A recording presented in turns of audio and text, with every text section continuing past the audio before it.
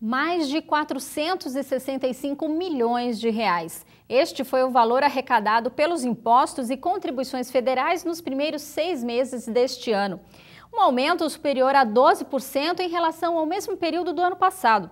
É bastante dinheiro a mais, pelo menos a impressão é esta. É verdade, Fábio, é muito dinheiro mesmo, né? A pergunta que todo consumidor faz, contribuinte, né? Para onde vai esse dinheiro?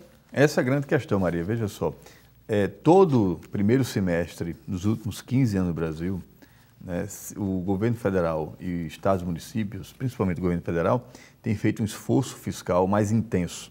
Em razão de quê? Porque ao final do ano, o governo federal, principalmente, tem uma meta de superávit primário. O que é superávit primário?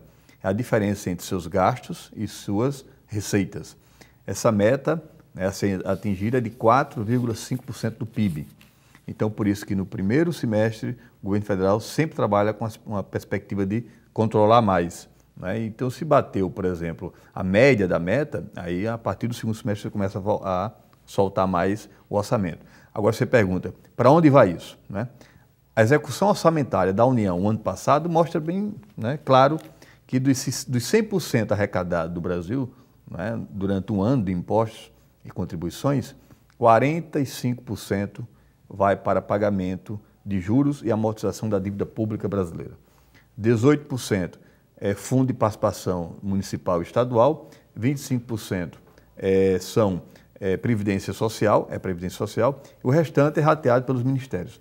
Ou seja, grande parte do que o contribuinte paga, né, no Brasil de impostos se reverte na forma de juros e pagamento e amortização da dívida pública brasileira. Isso significa dizer o seguinte, né, que há uma transferência de riqueza através de impostos para alguns setores da economia brasileira. Que setores são esses? Não são os prefeitos, os governadores de estado, não são os ministérios e as políticas públicas. É o sistema financeiro, né, bancário no Brasil, que é credor do governo federal e é ele que tem e que detém títulos da dívida pública brasileira.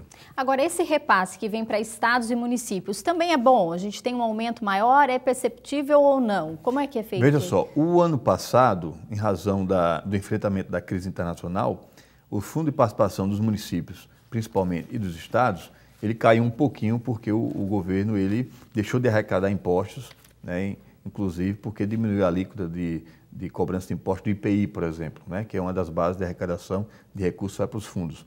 Já nesse ano de 2011, né, há uma tendência de recuperação dos fundos de participação.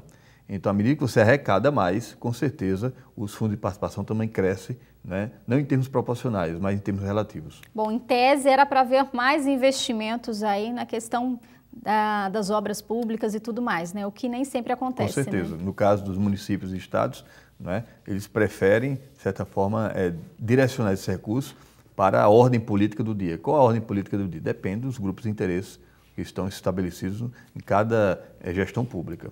Fábio, obrigada mais uma vez pela sua participação aqui no nosso programa. O Da Sua Conta de hoje fica por aqui. Nós voltamos na próxima semana com mais informações sobre economia. Eu espero você. Até lá!